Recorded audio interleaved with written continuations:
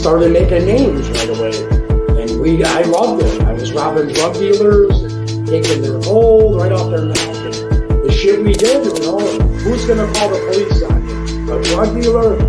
I can identify with anything that was normal, to be honest with you. But I was born and raised in Brooklyn, New York. Yeah. 99% of the time, you're going to disagree. Just like the Donnie Brasco situation with Lefty? Yeah, because the reason why, they figure it this way. You brought this guy around, he ratted on everybody, now he ratted on you. You might turn around and join him and rat on us, so we get rid of you, there's no connection between there and there, and they get rid of you.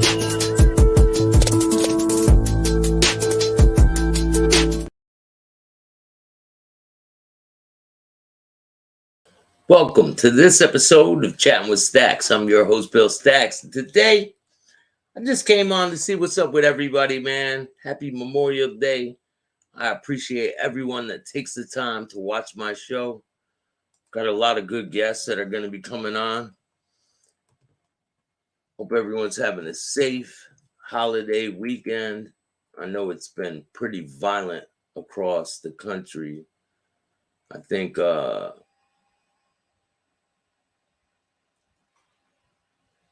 30-something people got shot in Chicago. 8 died. It's probably more by now.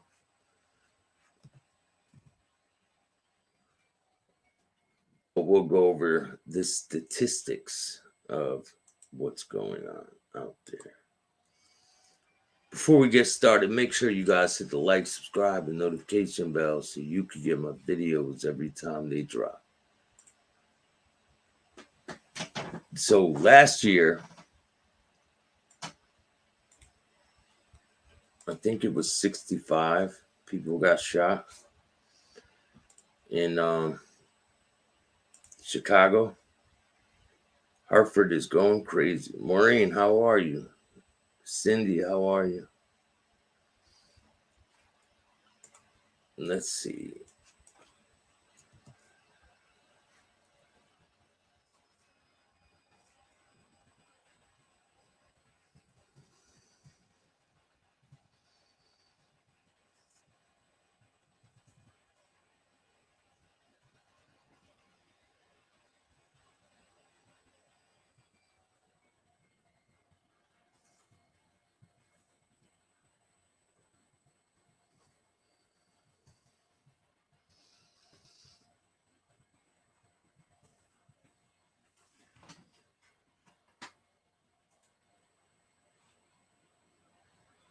"44 shot, 9 killed. Memorial Day weekend shooting.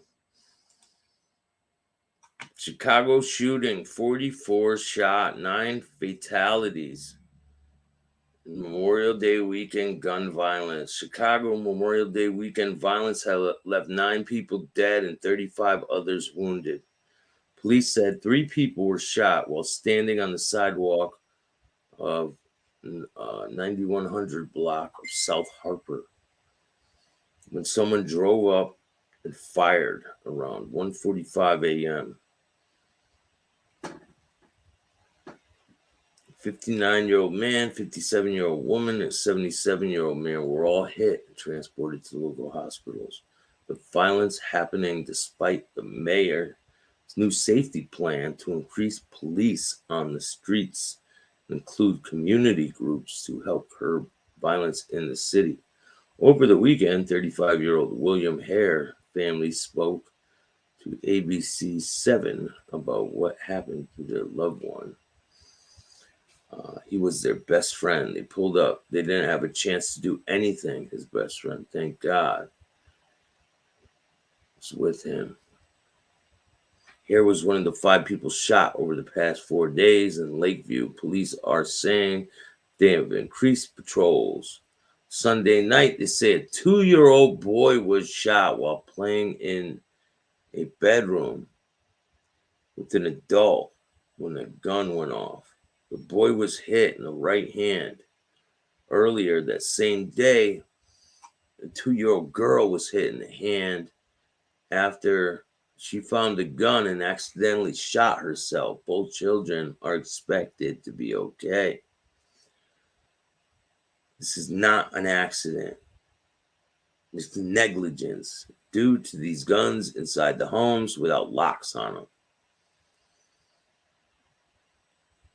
The violence has been happening despite the mayor's new safety plan to increase police presence.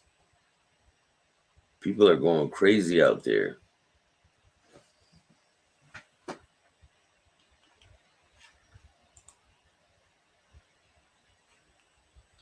Let's see, I'll play a video for you guys.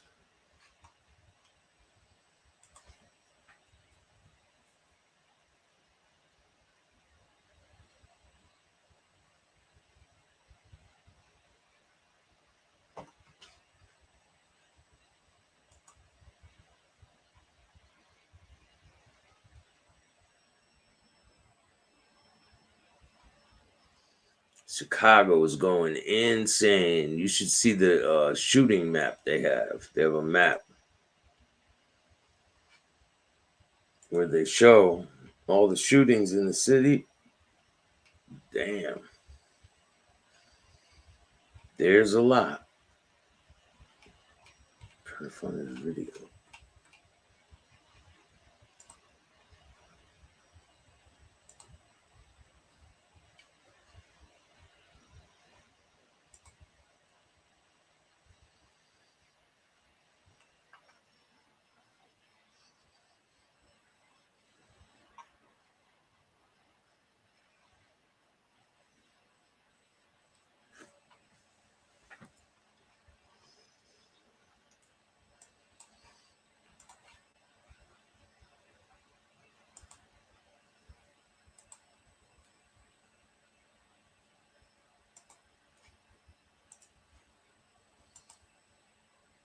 Rob and Judy, despite the city's violence prevention efforts, it was a violent Memorial Day weekend here in Chicago. Good, Yanks for life. How are you, man? Mayor Brandon Johnson at an unrelated event today.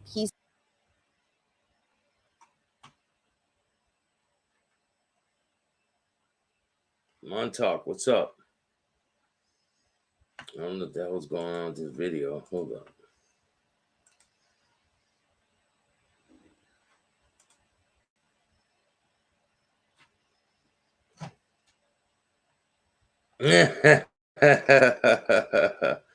Oh man. Oh shit. I can't wait to start dropping all this content I've been recording. I had a great time for my birthday weekend out in New York City, and then we went down to Philly, and then I went out to Rochester. Shout out to Blood on the Razor Wire TV. I had a great birthday weekend. Couldn't ask for a better weekend.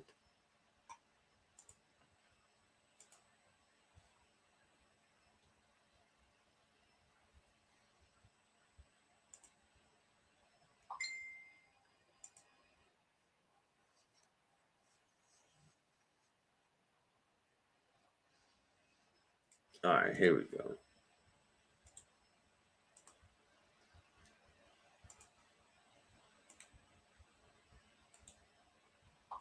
And Tanya, the number of shootings continues to increase this morning, with at least 43 people shot and 10 people killed so far this holiday weekend.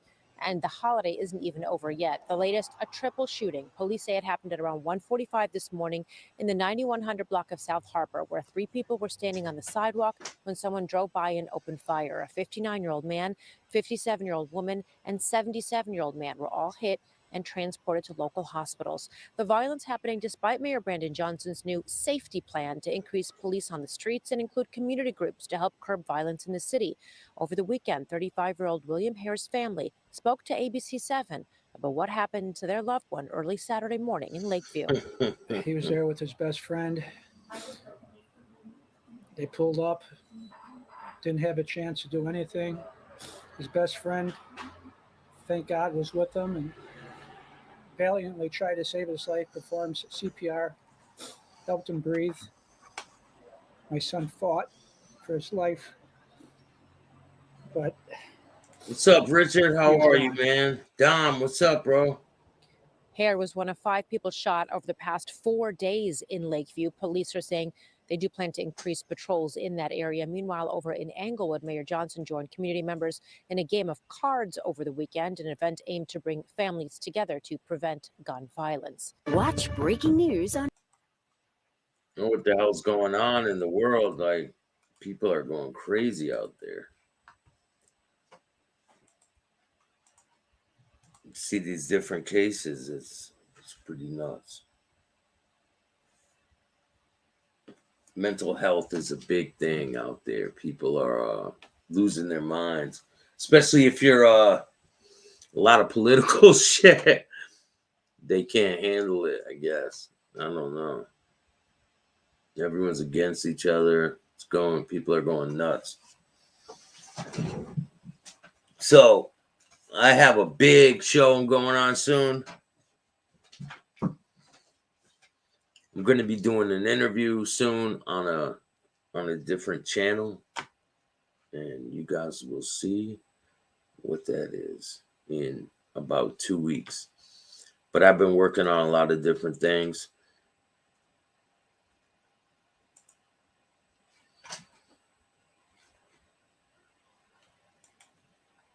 Let me see if I could play one of these for you guys.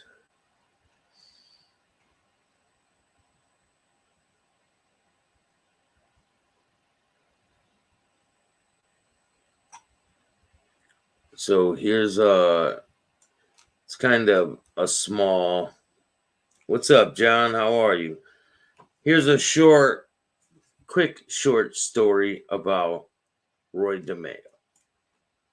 Let's get into it. In the days leading up to Hold on a second.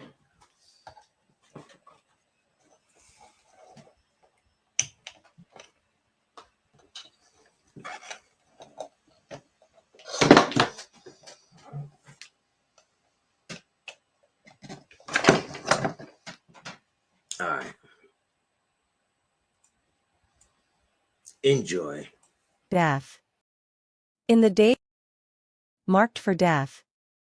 In the days leading up to January 10, 1983, Roy DeMeo, the former butcher's apprentice and creator of the Gemini method to dispose of murder victims for the Gambino crime family, felt trapped between a law enforcement task force pursuing him and members of his own crew who feared he'd turn on them to avoid a long prison sentence.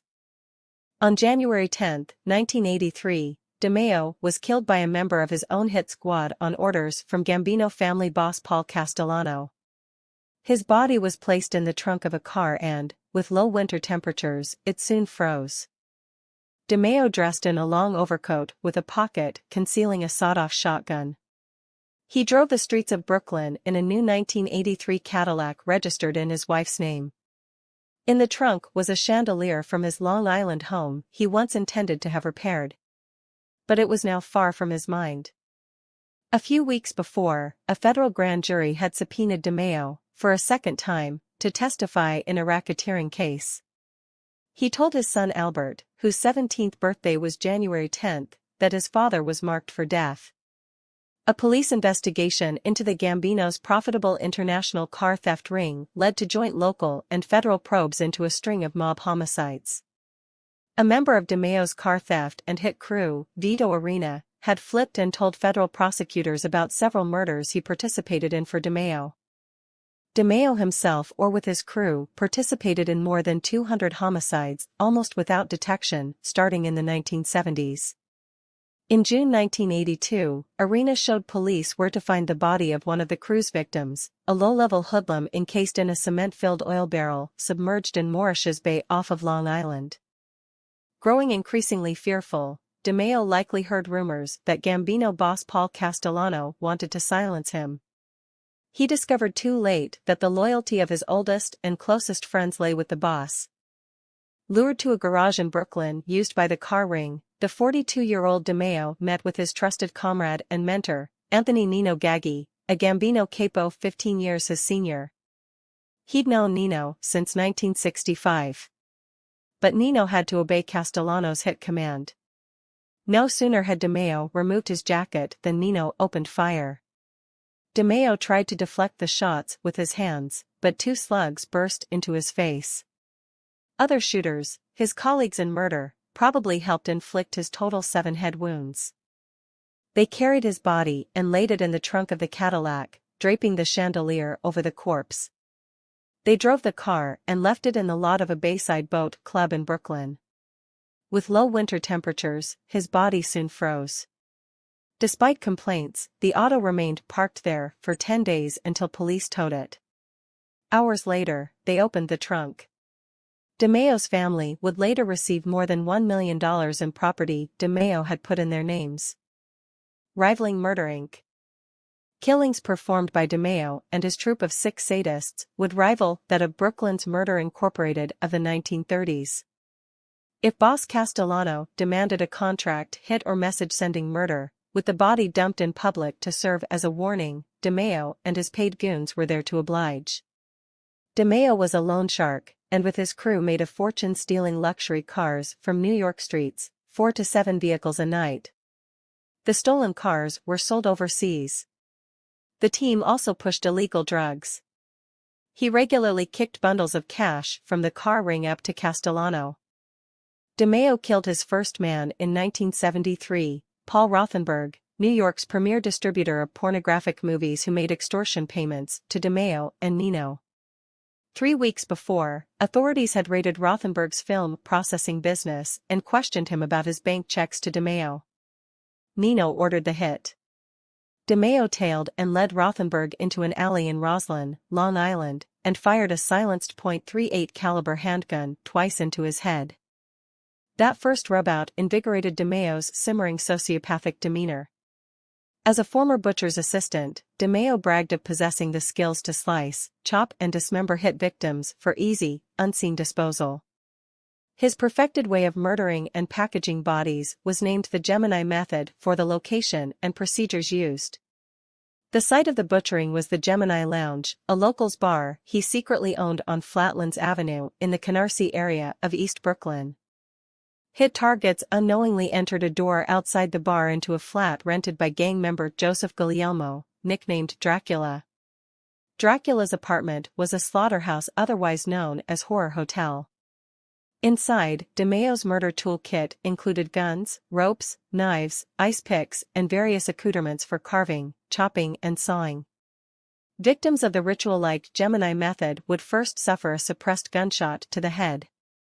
Then, as former DeMeo associate turned witness Dominic Montillo testified in court, somebody would wrap a towel around to stop the blood and somebody would stab him in the heart to stop the blood from pumping.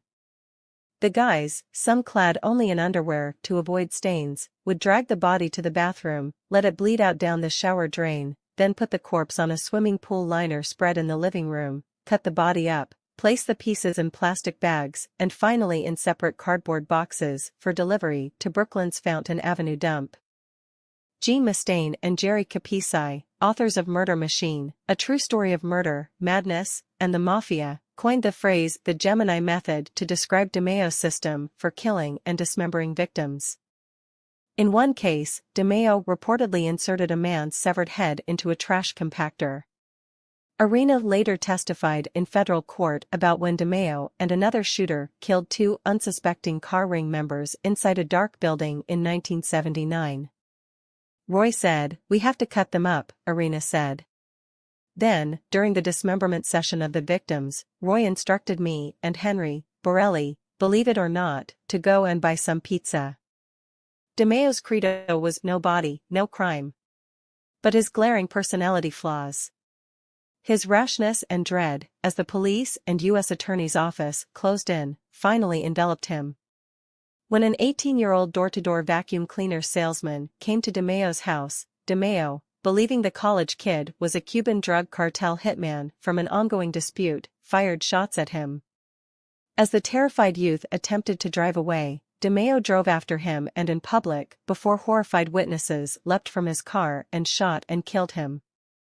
Nino took notice of DeMeo's misstep of murdering an innocent civilian. Then Arena, a hitman DeMeo had hired, started singing. When DeMeo got another grand jury order to testify in late 1982, Castellano had seen enough. DeMayo's death occurred at the start of the Great Fall of New York's 5 crime families during the 1980s. As of 1984, the FBI estimated that half the 1,600 members of La Cosa Nostra in America resided in the New York area. That year, Castellano and Nino were among 21 defendants, including some survivors of DeMayo's crew, to face federal allegations in the car theft ring,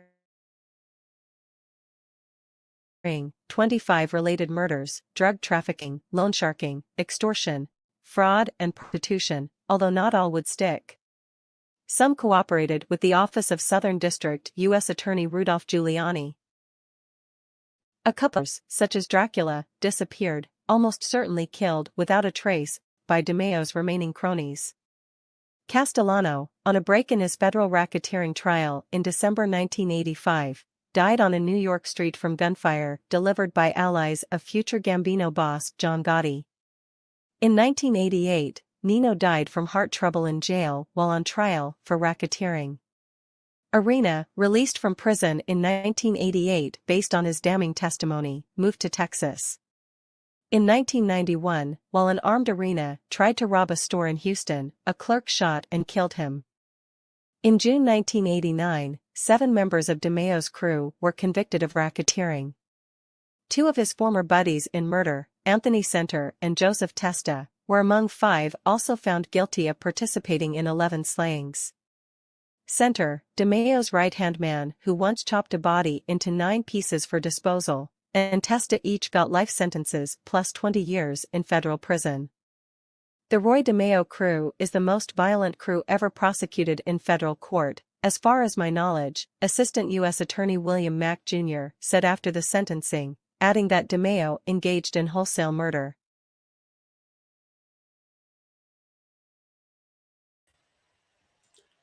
I hope you guys like that. I put that together, and there's a lot of information on that. And I have a whole bunch of other ones that I've been putting together for you guys. I got one about John Gotti. Tomorrow I'm going to release that one. There's one about Dutch Schultz. There's a whole bunch of different people that I broke down. Lucky Luciano. So if you guys have anybody that you want me to do one on, just let me know the person. I did one on Frank Costello, Luciano, Meyer Lansky, Roy DeMayo. There's a whole bunch of other ones, so I'll be dropping those. I hope you guys like this type of content. If you don't, so what? I appreciate everyone that takes the time to watch my show. If you can, donate, because I put it back into the channel. And I hope you guys all have a great, safe holiday weekend. Make sure you hit the like, subscribe, and notification bell so you can get my videos every time they drop. And remember, don't be a bitch.